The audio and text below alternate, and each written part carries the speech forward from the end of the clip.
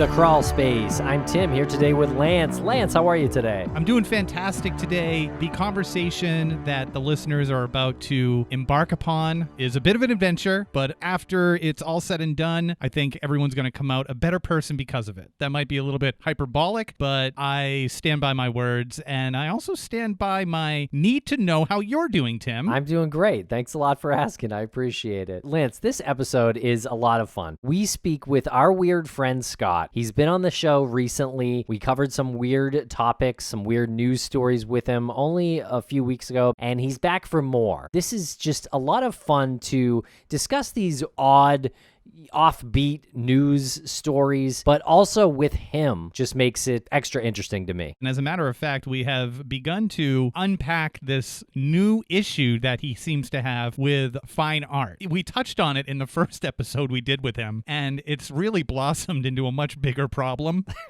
I think that this needs to be like its own segment, or we just leave it alone forever, because it sort of escalated. Even if it's shtick that he's doing, it's so irritating to me. Yeah, it's a circular conversation. It definitely irritates me too, but I almost love it. Like, I'm almost playing the shtick back at him, if you will. But it's also a real reaction. Like, it's frustrating to hear him describe fine art that way. And the thing about Scott is when you're done rolling and you say to him, that was good, that's just an act, right? He'll never tell you the truth. So you really don't know if it's an act or if it's the truth or if life is just an act for him. Yeah, all of the above. So we cover several weird news stories this week. We speak about an emotional support alligator, a Van Gogh hidden self-portrait that is very interesting. But my favorite story is the town that lost the time capsule, and it's just a classic. And Tim, people are listening to this episode, and periodically ads are going to pop up because we have an obligation to pay our bills. If people don't want to listen to these ads, I don't know why they wouldn't, because there's some useful stuff out there. If they don't want to listen to them, where can they go? They need an alternative. You know what, Lance? You're right, and we have a wonderful alternative to offer. If they go to crawlspace.supportingcast.fm, they can sign up for the price of a cup of coffee per month, and they'll get every single episode of Crawlspace ad-free, as well as our weekly bonus show. And in addition to the ad-free episodes and the Crawlspace crypt, we're also going to give them an Ask Us Anything, and that's coming up just around the corner. That's right. Yeah, Monday, September 12th at 3 p.m. Eastern, and we're going to have an Ask Us Anything with our premium subscribers, so don't waste any time. Sign up now at crawlspace.supportingcast.fm, and you can get a free month if you use promo code Crawlspace. All right, everybody. Thanks a lot for listening. Follow us on social media at Crawlspace Podcast or Crawlspace Pod. If anybody has any constructive criticisms or compliments for our weird friend Scott, he invites you to send him a letter via the United States Postal Service. But he'll never give you his address. And we'll be right back after a quick word from our sponsors.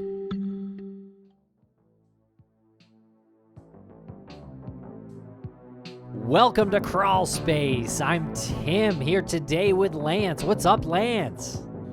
It's a good day, you know? Feeling excellent today. What a way to wrap up the week. This is a Friday that we're recording this, September 2nd.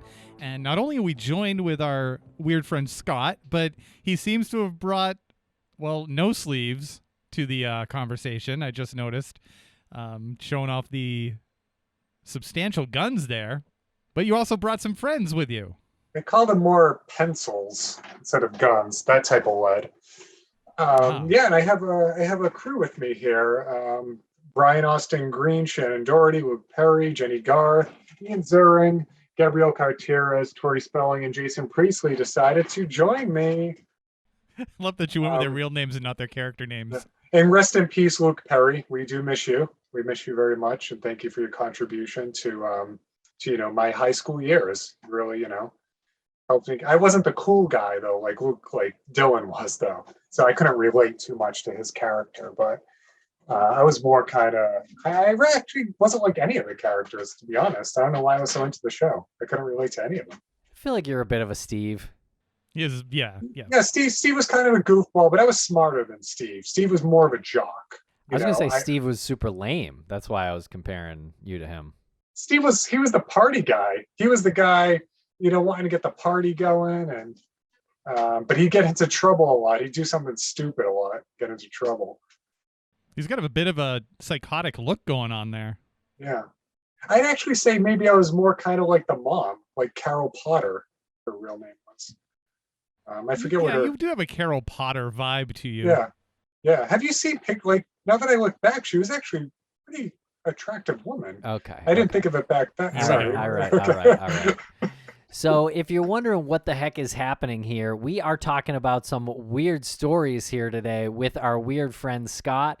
This is now, I think, the fifth entry into our Weirdspace or Keep America Weird series here, and Scotty's back for more weird stories. So welcome back, Scott. Well, thanks for having me back. And yeah, I really enjoyed Weirdspace Part 3, which was the last episode I was on. And, I felt like I had some good jokes in that.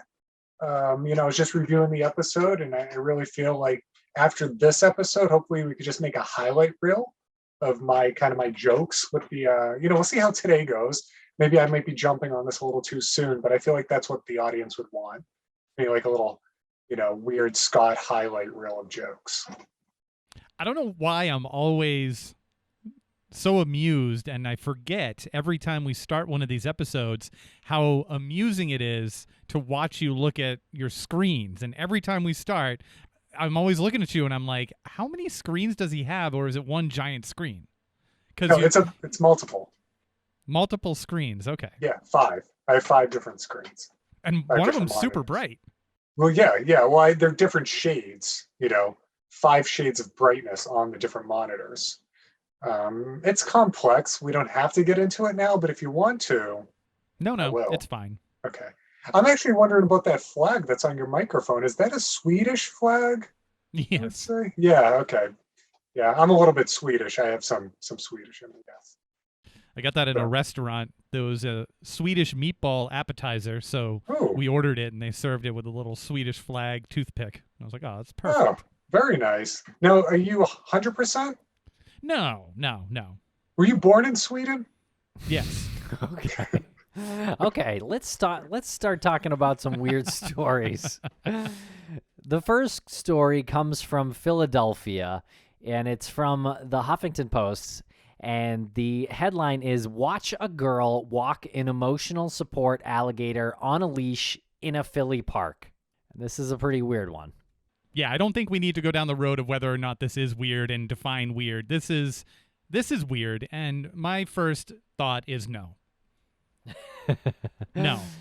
No, it's an alligator. Yeah, well, he's got a name. He's got a friendly name, Wally, and he's apparently 7 years old, and he's a TikTok star. Great. And he reportedly loves to give hugs. No, he doesn't. Yeah, after he's well fed. But if he's not well fed, then... Scott, what's your feelings on this? I understand emotional support animals. I do. Cats, dogs.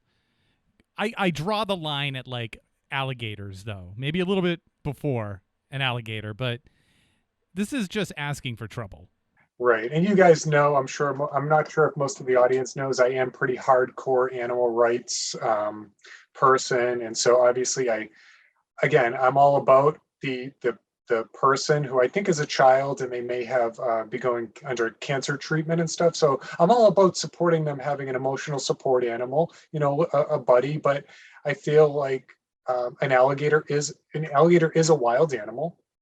And what is the most appalling thing about this story to me is the fact that Pennsylvania allows alligators as pets. That needs to be changed right there. That's ridiculous. Alligators are wild animals. There's plenty of other animals that need homes as pets, dogs, cats, and so forth. Who made that law?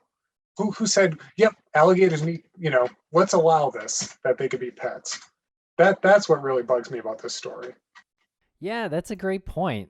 I don't really understand how that is okay. I guess I need to see a map of the country and see where it's legal to have an alligator as a pet. You'd think it's only like southern states, and this seems like a story that's straight out of Florida, but it's not. It's Pennsylvania. I feel like in Florida, the people know not to mess with the alligators for the most part. I mean, a dog can turn on you. A well-trained dog can turn on you. This is an alligator that is a predator.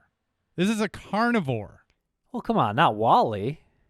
It probably has a PSI of like 4,000 pounds per square inch. Like this, I get it. Like it's a novel thing, and the alligator's now a TikTok star. And I'm not taking anything away from the cancer treatment that the individual is going through and raising money for that and using the alligator. But come on. I mean, this is going to turn into something where the alligator turns. And now it's like, I can't believe this alligator did this. It's like the story of the woman who owned the monkey and was feeding had dinner with her monkey, a glass of wine, and then all of a sudden the monkey decided it was going to eat her face. And that happened. But Lance, this alligator wears sunglasses and sombreros. Oh, I'm sure it loves wearing sunglasses and sombreros. Yeah, it does. It has. I have to say, it seems like a small alligator for a fully grown gator at 7 years old. It doesn't seem bigger than like a 30-pound dog or something like that. No, you're right. It does seem small. Obviously, this alligator probably can't go back into the wild at this point. I don't know what the circumstances were, how it originally got to the rescue or rehabilitation facility, but that's where it should be, given an environment to be in with its buddies that it could, try to resemble the wild as much as possible. It doesn't need to be out encountering people and, doing non-alligator things. And, please get this person, a hamster, or well, hamster's debatable too. A hamster's not going to be a TikTok star. Dogs and cats, plenty of dogs and cats that need homes that would enjoy it more than the alligator. There's a lot of outgoing social dogs that would love this. How do you know what the gator likes or doesn't like? Have you seen the movie? What was the movie with? Wasn't it Ice Cube? Was the one with the alligator in it? Did you guys see that one? It was like a giant croc. Wasn't Ice Cube in that movie or Ice-T? You talking about Lake Placid, or what are you talking about? No, it was like with the big croc. Maybe even Halle Berry was in it. I don't know. But that just warns you. That just shows you what can possibly happen. What if they accidentally take it to a nuclear power plant? Then next thing you know, we have Godzilla on our hands. Well, I'll say, to answer your question, Tim, how do we know that it doesn't like this? I think through thousands of years of evolution. I mean, alligators are not known to wander up to people and just, enter into their home in a peaceful situation and curl up next to them in bed. And now they're, alligators are supposed to be in the wild. If this was a rescue alligator, it needs to be in the right environment. And we are very arrogant as human beings to think that this alligator wants anything other than to be in the wild. Your evolution point is completely overrun by one Google of of Wally the alligator's TikTok page. There's oodles of evidence showing this alligator having a blast, and so this person, I think it's Joey Henney or Heaney, is undergoing cancer treatment, and I think it's the older fellow who rescued Wally, or I guess started this Walligator and Friends reptile rescue. So yeah, it is a little bit like the TikTok page is definitely a bit of, trying to raise awareness and help fund this fellow's cancer treatment, which is a good thing to have happen, I suppose. It's kind of a weird way to go about it, but... Well, they'll also be eligible to receive $10,000 for the online competition, America's Favorite Pet, Animal Kingdom. Yep, they're currently in first, I believe.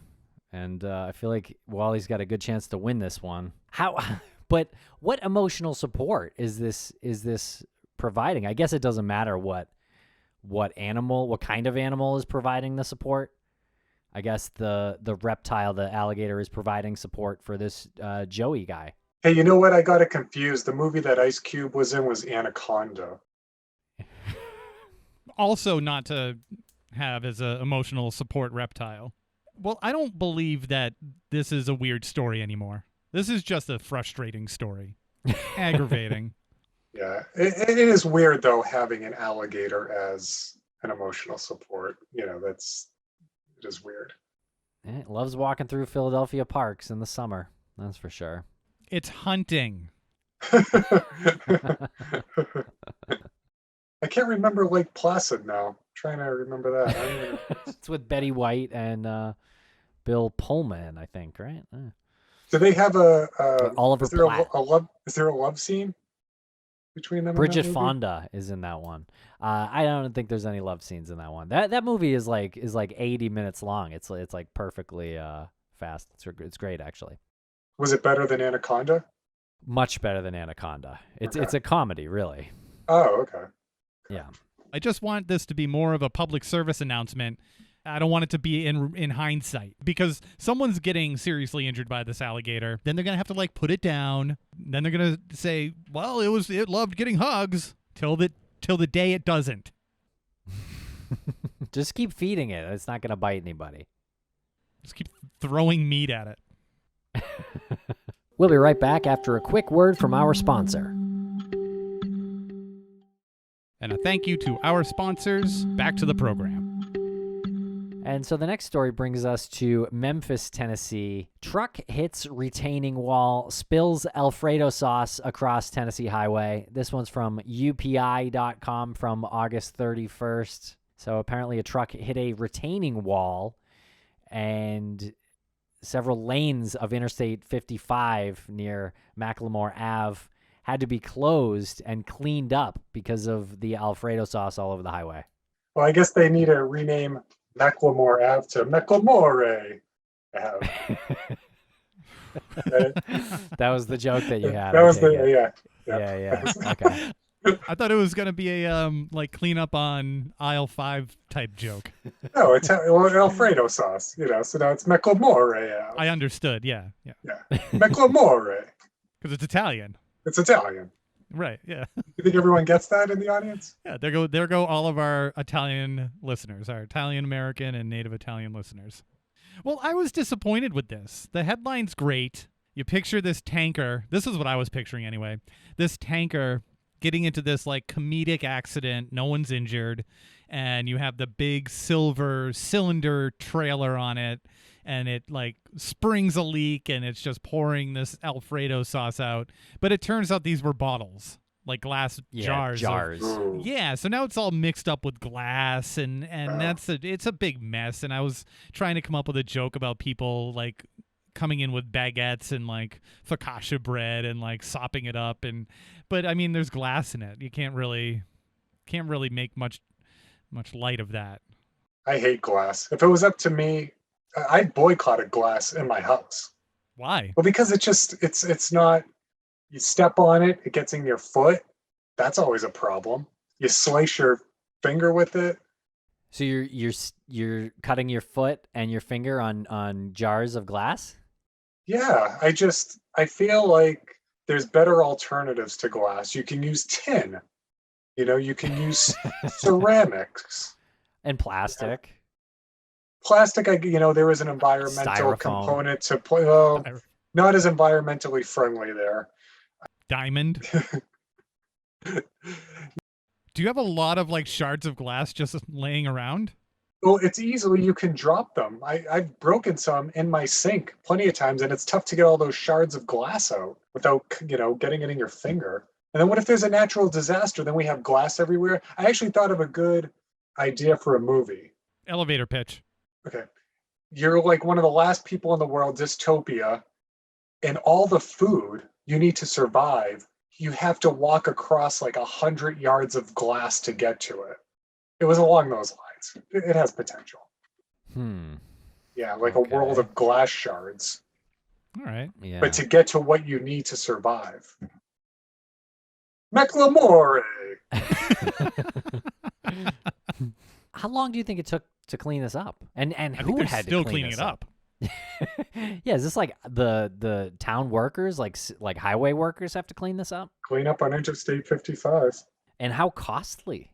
Yeah, who's paying for this? The taxpayers? Probably. Oh, yeah. No, you're hitting on multiple questions here. So this happened on August 31st. So they're definitely still cleaning it up because it hasn't even been a full 2 days since this happened. Well, the article is August 31st. So I'm assuming it was close around that time. It doesn't state who's cleaning it up. So it was on a state highway. So it must be like Department of Public Works, I would imagine, or something along those lines. Your tax dollars, right? Or maybe some people from the local grocery stores were used to cleaning up the broken. Oh, there's a good joke. Yep. Yeah, I don't know why they would, but now I did notice a contradiction in the reporting on this story from UPI.com. The video that links in this article, which is from like a local news outlet in Memphis, it says that the jars of Alfredo sauce are 5 brothers. But in the reporting, in the article, it says that they're Bertolli Alfredo sauce.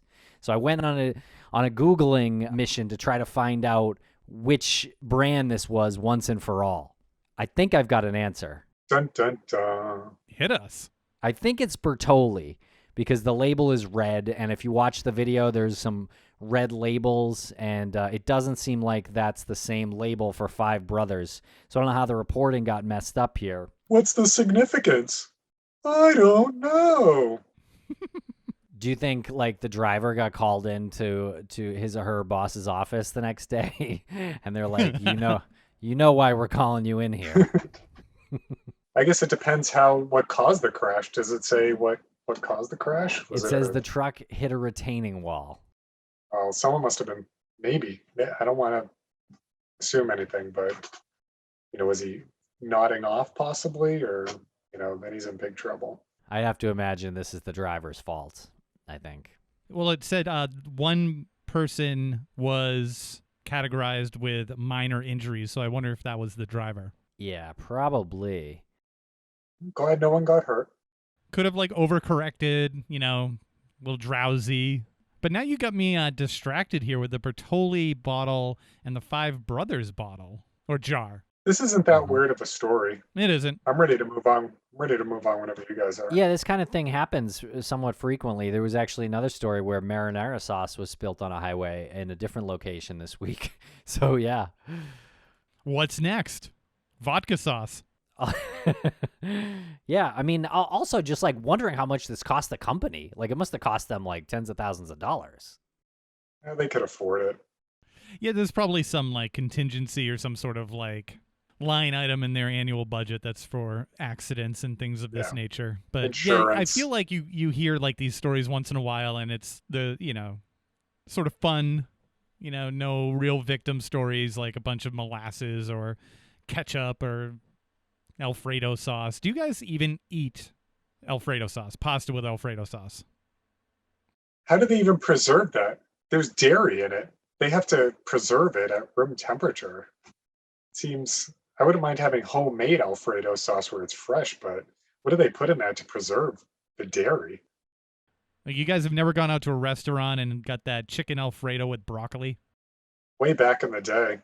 Yeah, I've never ordered it. I mean, I've definitely had it, but I wouldn't choose to order it probably. I have other preferences, I think. Yeah, more of a red sauce person here. Actually, pink More sauce. of a vodka is really sauce. Good. Oh, that has dairy in it too, I think. Doesn't it? Yes, it does. So you must not be lactose intolerant. No, but there was a time in my life where I thought I was. I think everyone is kind of lactose intolerant. I remember that. Yeah. Those are the days. I think I've only had that chicken pasta Alfredo once. It was because someone was insisting I try it. It was homemade. It was in like a crock pot or something. So I tried it. It's at a party. Oof. It sits heavy. Is that restaurant Bertucci still in New England, or are they out of business yet? Got one down the street from me. Wow. Amazing. Yeah. Good for them. You don't have Bertucci's out there? No. Frankly, I don't even know how, they're not even that good, really, right? Isn't it just like fast food Italian almost in a restaurant setting? Yeah, and they got pizza. Yeah. And it's easy for families, I think. I'd rather go to Olive Garden if I had the choice. It's just like a chain, which is exactly the same thing, basically, where it's like just a national version of something that's like kind of ethnic. Would you go to Olive Garden over Bertucci's? They're both the exact same thing to me. Pretty much, right? So if you guys get them as a sponsor, I want a cut of that now for just bringing them up. Cut me in on that, 10%. 5. Actually, Bertucci's paid me to mention them already, so I already got a little bit. They're struggling. They need a little help. All right, next story comes from Sky News. It's called Old Manuscripts Which Reveal Bizarre Medieval Medical Cures Being Shared by Cambridge University. And this is just a really interesting story. And apparently these old manuscripts are being shared publicly, and they include really wild remedies for common medical issues. Yeah, I don't know. I feel like the weird part is what they did to treat people back in the day. I think that's the weirdest part of it. That's what we're getting at. Well, I don't know if the story. I thought it was. Is the story weird that they discover the manuscript? Is that? No, like, it's not a the newly weird? Okay. discovered manuscript. They're newly sharing it. Yeah. So baking a salted owl and grinding it into powder to treat gout is one of these suggestions. My question on that one is like how is someone with severe gout expected to catch an owl? And why an owl? How is anyone expected to catch an owl? Right. And why would you pick an owl?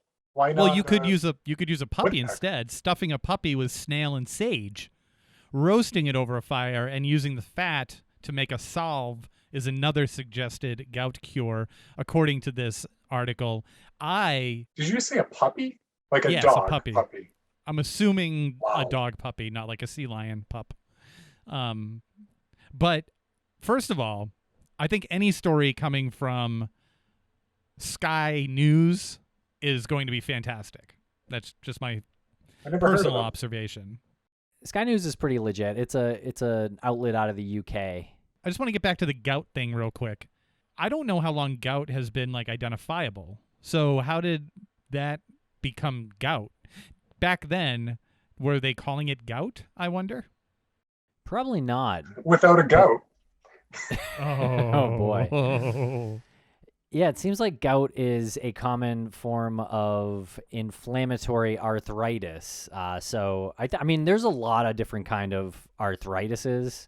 So I think this is just one kind. So I would say it's some kind of inflammation that was happening. I would say they probably tried this with every kind of inflammation on the body. Yeah. Have you ever met anybody with gout? I don't know. I don't think so. You'd know. You'd Yeah. know. They would tell you every single opportunity that they had the gout. I met 2 people in my life with gout. It might be hereditary, but most of the time it's because of a poor diet, or basically that's it. Poor diet, poor exercise, and things tend to build up. And then once they get it, they can't walk. And I apologize if I'm offending anybody with gout, but they can't walk. They can't like move. And they're always like, the gout. It's really annoying. No goat. No goat. Yeah, I don't know. Arthritis can be brought on in for a lot of different reasons. I have an arthritic condition. It's not gout, but I'm on pills for it, and untreated, I would be in a lot of pain. They did a lot of weird stuff to treat medical things back in the day. All of it's weird. Back then it wasn't weird. Right. Just like now, 100 years from now, we're going to be looking back at what they're doing to us now and say, hey, that was pretty weird. I don't think so. Specifically, I need specifics here, because there's been some really significant achievements and advancements in medicine. I think they're going to go more towards non-invasive surgeries. Like they'll be able to do things on your insides without actually cutting you open and things like that, possibly. I see. Yes. Good point. Good point. Like things like colonoscopies, things like mammograms. Mm-hmm.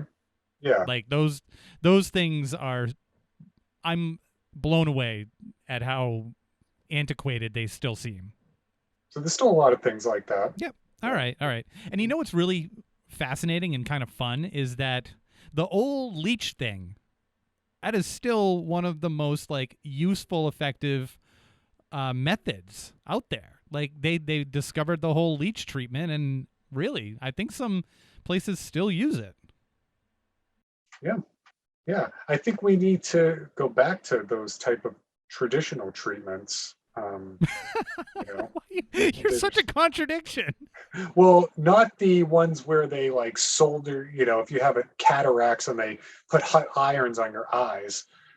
I'm talking more like I'm just using more traditional herbal treatments and things. But people still use that. People still do the, what do you call it? Homeopathic? People still do that all the time. Right, right. I think we need to focus on things like that and not these weird kind of treatments that could be considered barbaric in a way. Such as? Back in the, hundreds of years ago, they would put hot irons on your eyes if you had cataracts or something. Happened to St. Francis. But now they don't do that. Right, but there's still things like that. But if we go to more herbal... Example. I guess How many times are you going to ask? All right, here's one. Endoscopy. Yeah, colonoscopies, dental treatments, pulling, like yanking your tooth out. Well, hold on. You can't just be like blanket statement yanking your tooth out. You're not just sitting down in the dentist chair. They're giving you the Novocaine. They're giving you whatever it takes so you don't feel the pain. They're taking the tooth out for a reason, hopefully. How else are they supposed to take the tooth out? Well, maybe there doesn't. If you treat it herbally, maybe there's not a need to take the tooth out, and you could 100% disagree with you. Treat yourself from the inside with herbs. Well, okay, I get that. To like preventative methods. Right. Well, and there are herbs that can alleviate the pain too, and reduce infection. Possibly. I'm not an expert, so I can't say, but I'm sure we can get someone on here who is. Oh, these are my favorite conversations.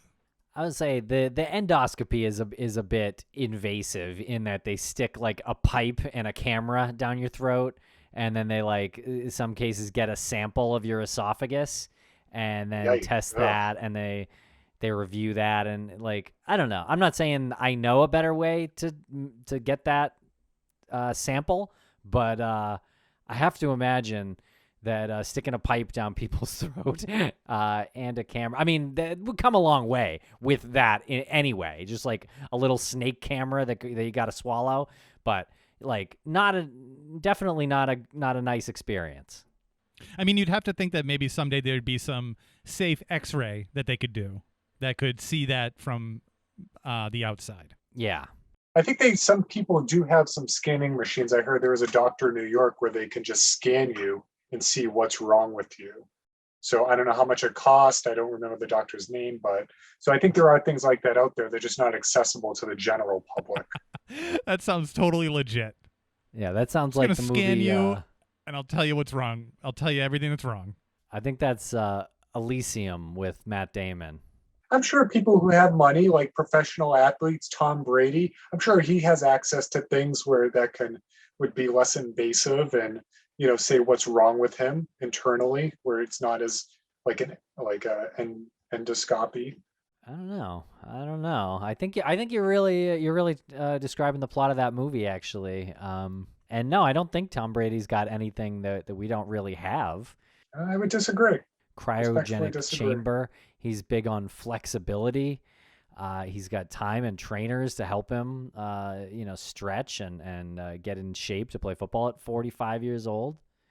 But I mean, I don't think there's any medical treatment that he's got that is not on the market. Well, maybe we should get him on the show. See what he says. All right, we'll try.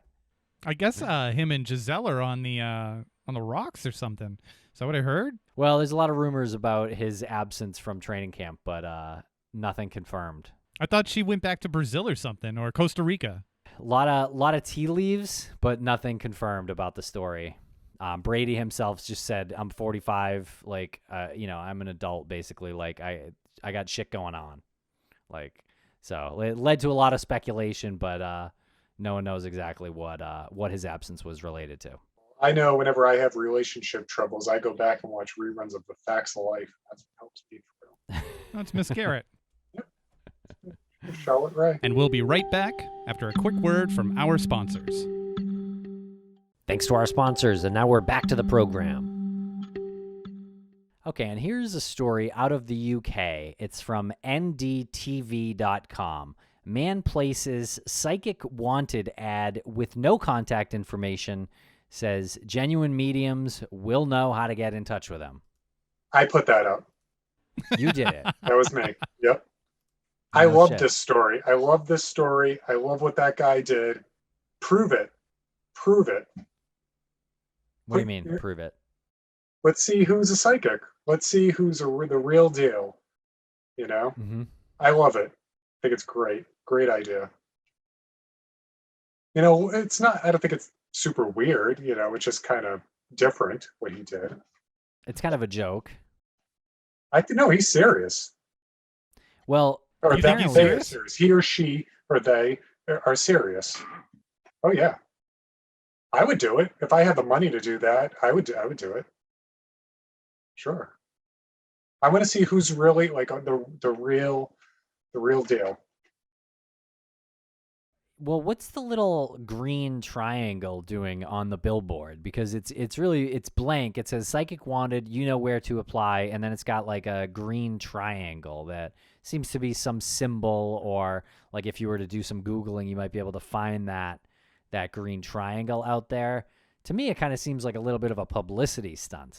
That's what I'm thinking. I'm thinking it's a publicity stunt, and you'll see that green triangle is like the logo to a company.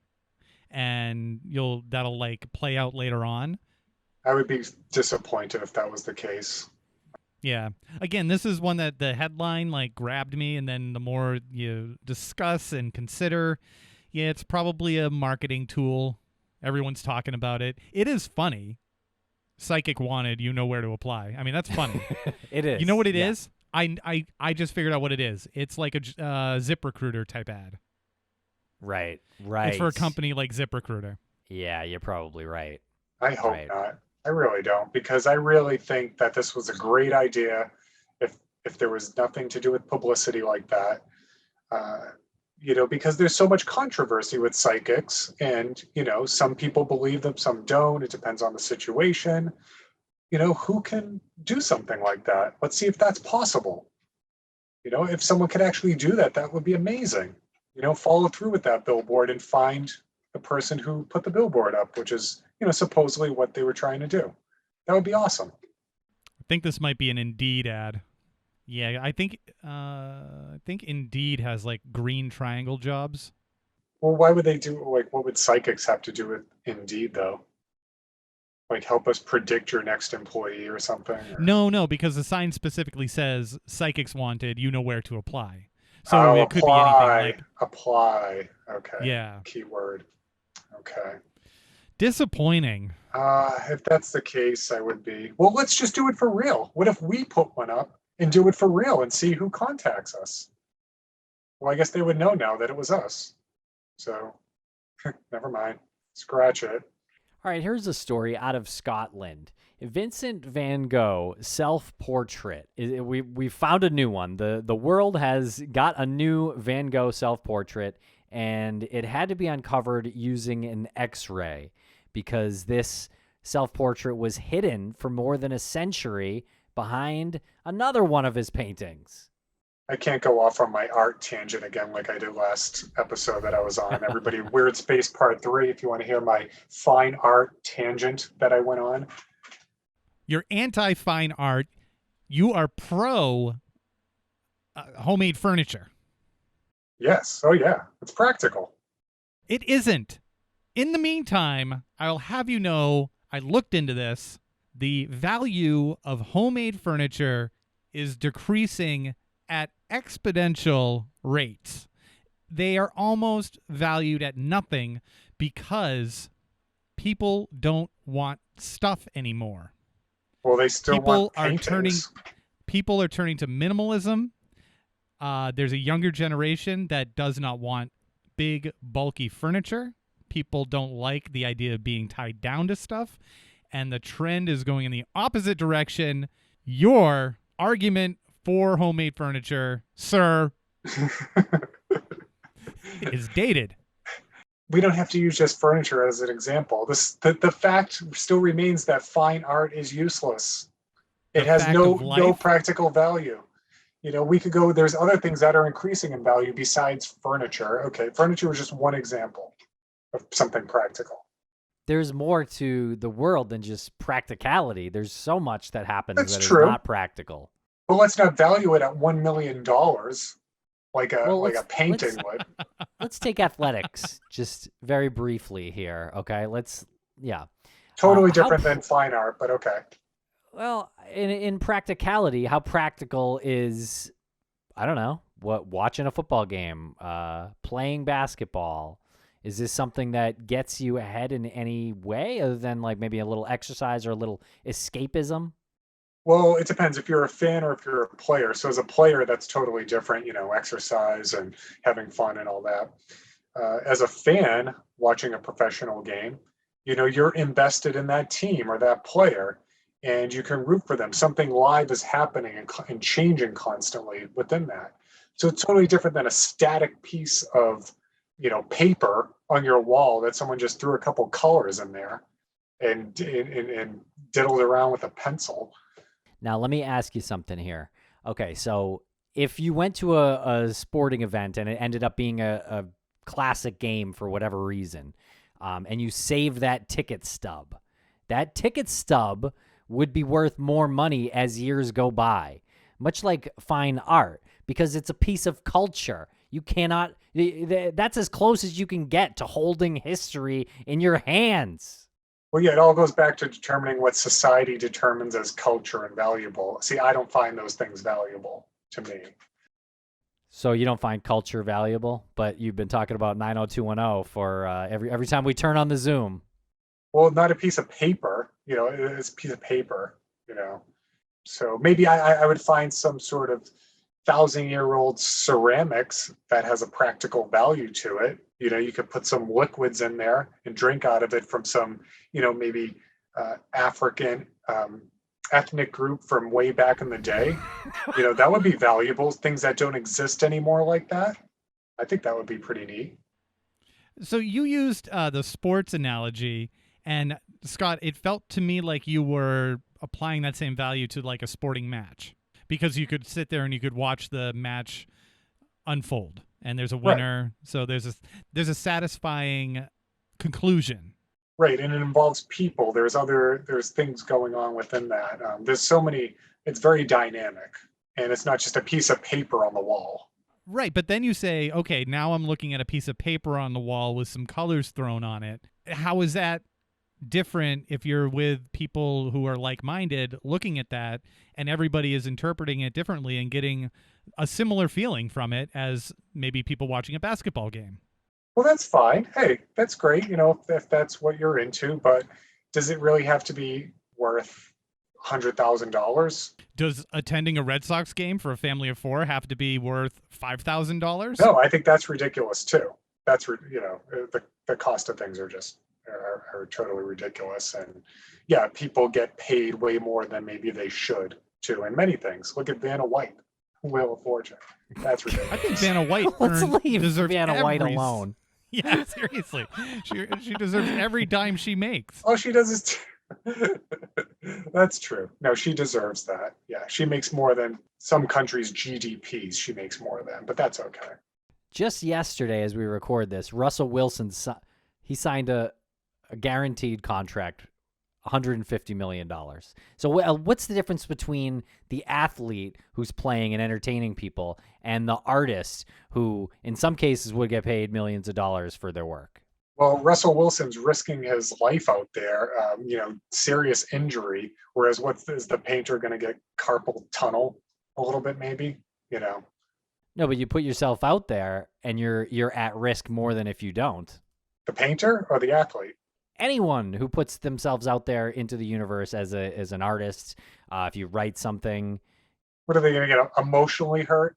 They're in their house. They're painting or maybe in their yard painting a bird or something. They're not going to get hurt by that unless there's some. If you publish it online, you never know what's going to happen. You lose control of the reaction of your artwork. Okay, so their feelings might get hurt. No. Their feelings might get hurt. Russell Wilson might get seriously injured. Right. Well, what if some unstable person sees your artwork on your website and thinks you're talking to them with your art? Okay, well, that could happen with anything. That could happen with. That's the point. You put yourself out there as opposed to staying inside. You're more at risk. I don't know if this argument's really, working for proving your point. It doesn't.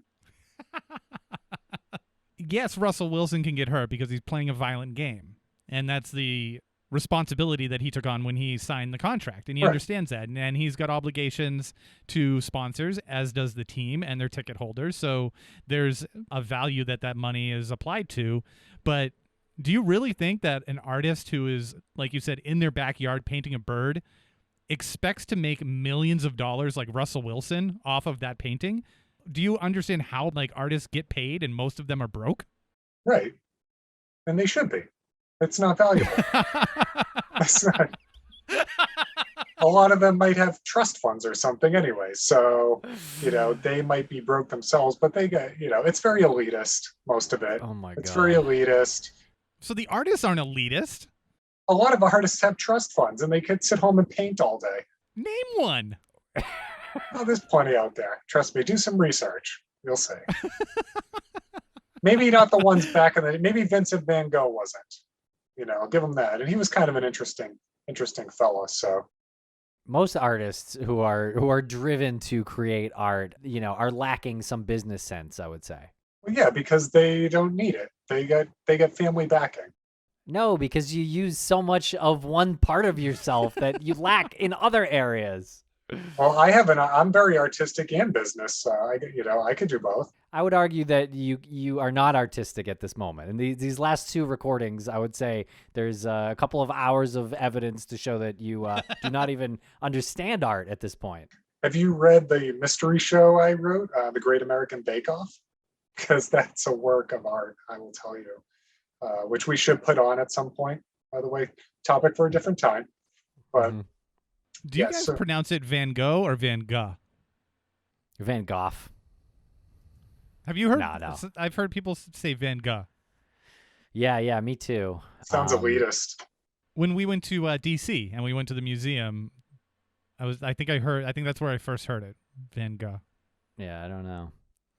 They had museums 100 years ago where they would have Native Americans in the museum as for people to gawk at. That didn't, that was okay back then, but today that wouldn't fly. Just like 100 years from now, maybe people are like, wow, they had paintings? People paid millions of dollars for paintings? That's ridiculous. I doubt that. That's a terrible. Oh no, it makes sense. Fine art is only going up in value. Just because society comes to an acceptance of something doesn't mean it's right. Art is the way everything's ever been communicated. Well, talking is different than valuing a painting on a wall for $1 million. Talking is different than communicating. I'll take a chair any day over a painting. I can go outside and admire the sunset. I don't need to look at a painting of the woods on my wall. But maybe if we keep going to this technological future where there's not going to be a nature outside anymore, then we might need paintings. Then it might be more valuable. Then, history. I need to get to the bottom of this hatred for fine art. I will admit there might be a need for it at some day. So maybe it might be good to preserve it when there's no more woods left anymore or wildlife. We could say, that's what it looked like. So then I want to write an article about this episode. Scott says fine art has no value. Maybe someday. Maybe someday. And I hope doesn't happen. I still want to look outside and look at the birds and squirrels and stuff and not have to just look at a painting about it. But then maybe it'll be valuable at that point. Some people get moved to tears looking at paintings, Scott. Well, that's fine. That's great. But you can get moved, looking at the sunshine outside too. That doesn't mean the sun's going to cost $1 million. Like what? This doesn't make any sense. This is an argument that we're never gonna feel satisfied. Yeah. No. One thing about this article that I love, though, I have to say, is it's the painting that we know that Van Gogh made called Head of a Peasant Woman from 1885. That was X-rayed, and then they were able to find this self-portrait, this new, previously unknown self-portrait of Van Gogh through X-ray. What's really cool is that in 1885, when Head of a Peasant Woman was finished, that was before Van Gogh cut his ear off, famously cut his left ear off, which is actually visible in the self-portrait. It's a full full sight of Van Gogh's intact left ear. Do you think that was a publicity stunt, cutting off the ear? No, I think he was. I think he had some problems. I think he was broke and had some problems. So is this leading into our, we could finish up with talking about Dawson's Creek maybe for a little bit? Well, I want to address this Van Gogh self-portrait. I think it's fascinating that you can see his ear, because all we've ever seen is, or known of him, is that he's a talented artist, and this incident with the ear is like folklore. And it's really fascinating to see this, even though I know it's just, if you're looking at it, it's kind of tough to decipher, but it does look like he's specifically showing that ear, because it's a profile. It looks like he's kind of turning in, so you could almost get the full face, but it's very the ear and the brim of the hat, and even a little bit of the eye and nose, but it's the ear that's the most prominent. Yeah, there's no right ear in the painting. Right, correct. I think it looks more like Wilford Brimley, if you ask me. It does have a little Wilford Brimley to him, yeah. I think it's fascinating that he did this, and I think it's clever that all of these generations later, we can find these things hidden through technology that he wasn't sure when he did it would ever be seen. Right. How would this be seen? He did it, got it out of his system, painted over it, cut the ear off. But the thing is, who cares? Like what does this matter in my life? This doesn't help me at all. We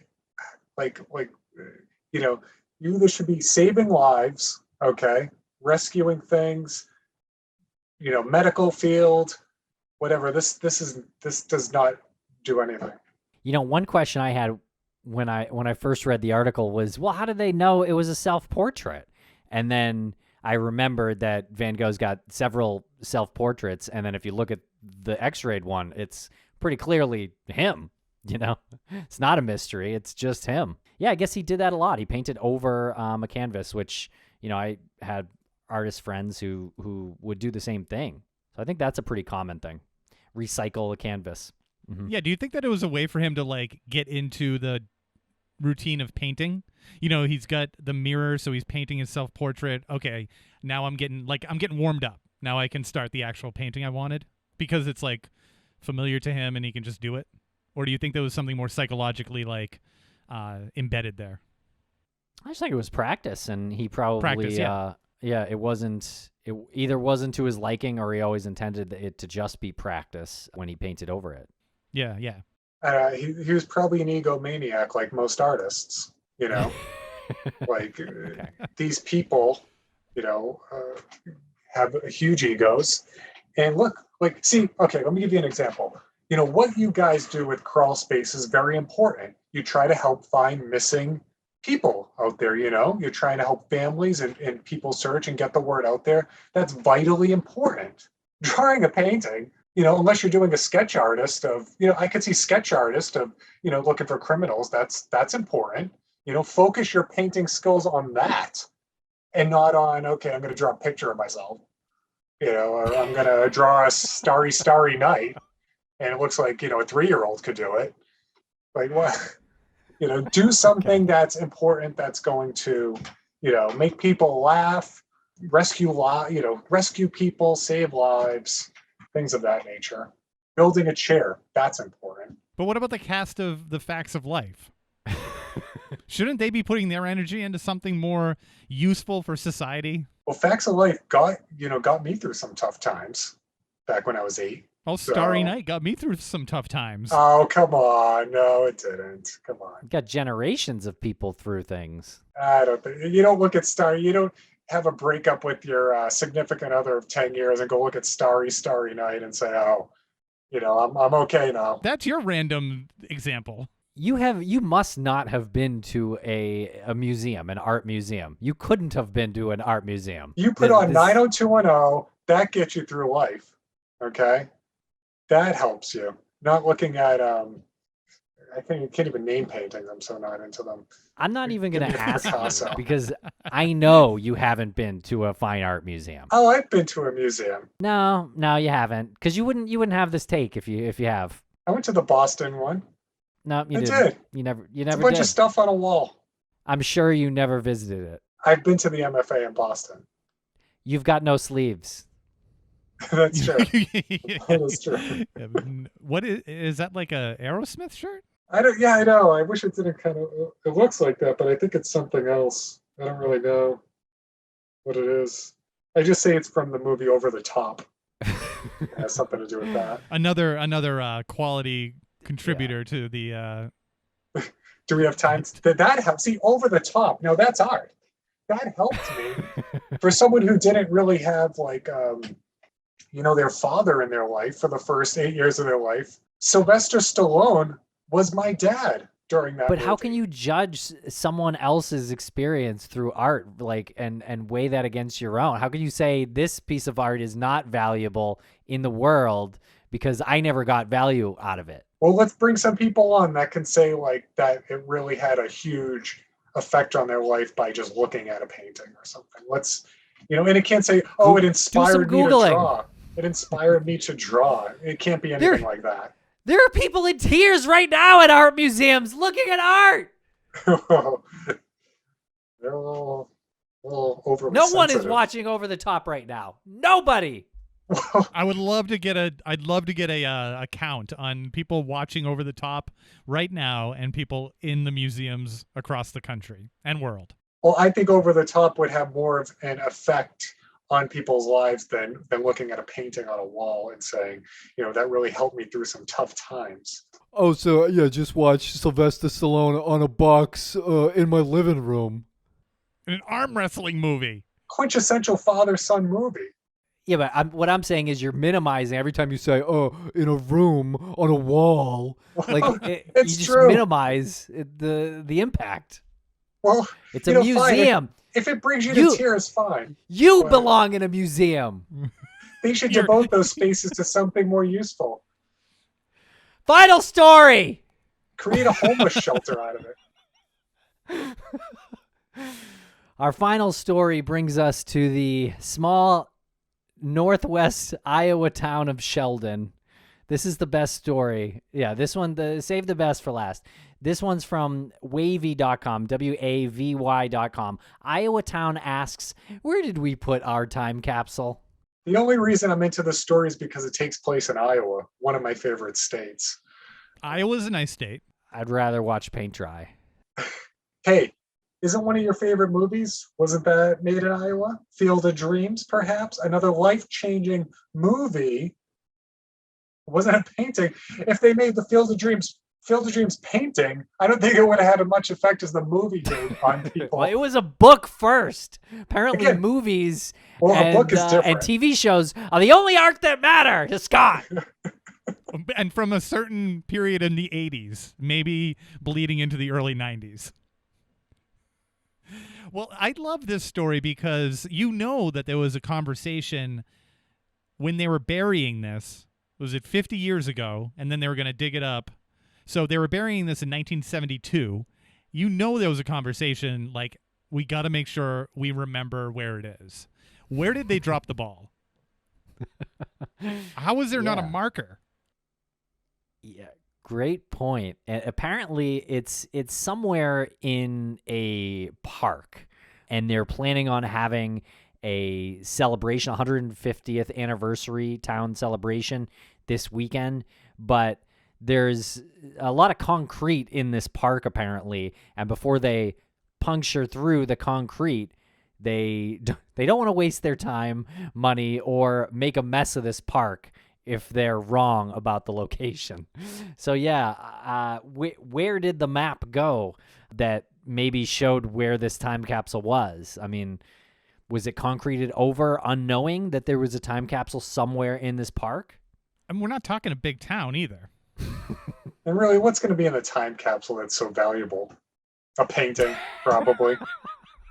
Let's use taxpayer money. Let's use taxpayer money to have meetings about this all week long, and use all these funds to dig up the road, find this time capsule, and what's going to be a painting or a piece of a 4-inch by 4-inch piece of cloth, piece of paper.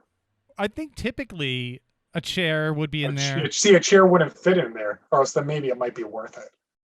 The only part of this article that I was irritated with was when they mentioned that they were going to get a group in to do some ground penetrating radar to try to find it. And I just was thinking to myself, my God, we talk about human lives. And boy, how hard is it to get a group with ground penetrating radar to just, come up and do a search? They're like dropping everything they're doing to find this time capsule. Probably because if you find a body, there's a whole lot more to be accountable for than a time capsule. So I get like the whole open investigation case thing, but that was the only thing that stood out to me as like slightly irritating. It's just really funny. What was it? Ground what? Ground penetrating radar? Ground what? Oh my God. You want me to say penetrating? Just for the audience. Oh my God, Scott. Do you know how many times the audience has yeah. heard Tim and I say ground penetrating radar? Penetrating. Yeah, our audience is not Beavis and Butthead. I think there's games where people take a shot every time you say ground penetrating. There's drinking games out there. Okay. Thanks for joining us here today, Scotty. This has been a lot of fun. Well, I just want to real quick. David Pitt, who wrote this story, Iowa Town asked, where did we put our time capsule? David Pitt, I would love to chat with him about this and maybe get somebody else from the town on to talk about this. We need some firsthand accounts here. We should ask the town because I think the article's from the AP. I don't know if that's he's like a national guy. Quick question. Have either of you tried the crab whiskey that we talked about on Weirdspace Part 3? Oh, no. As a matter of fact, I emailed the company to find out if people were able to drink it with a shell allergy, we had been speculating, and no one got back to me. Oh, good customer service. I'm a little disappointed. I'm not going to lie. I can't imagine that the distillery has so many inquiries that this one didn't stand out. I said, we did a show. We have a podcast. We had a legitimate question. We thought that the concept of the crabs and the whiskey was super interesting, and we were just wondering, because we were asking it on the show, whether the people with an shellfish allergy would be able to drink it. Would you be able to answer that? Nothing back. They did retweet the episode, so I think maybe they just don't have an answer for that question. That's dangerous. Yeah. If I had a shellfish allergy, I would err on the side of caution on that and not attempt that. But I was just wondering if you guys tasted it at all and got a bottle just to see, assuming you guys don't have shellfish allergies. Haven't been up to that part of New Hampshire. Okay. So Yeah. you have to drive there and get the bottle? It's not like in stores yet? Wow. I can see that business flourishing. With your business sense. My artistic and business acumen. Well, thanks for having me on, guys. Yeah, this has been a lot of fun, Scotty. Thanks a lot for joining us, helping us unpack these weird stories from the week of September 1st. I'm hoping people out there that listen to this could really deluge you guys with emails saying how they feel about fine art. And let's just see what the audience says on this one. Oh, Scott, we have done dozens of episodes of Empty Frames, and we know how they feel about fine art. Well, I'm going to do my own podcast, and it's going to be called Empty Seat Cushions. And we'll see who gets more listeners. I will subscribe. I will be the first subscriber if you Empty produce your own seats. podcast. Empty seats. Stay tuned, everyone. All right. Thanks a lot for listening, everybody. We'll be back soon.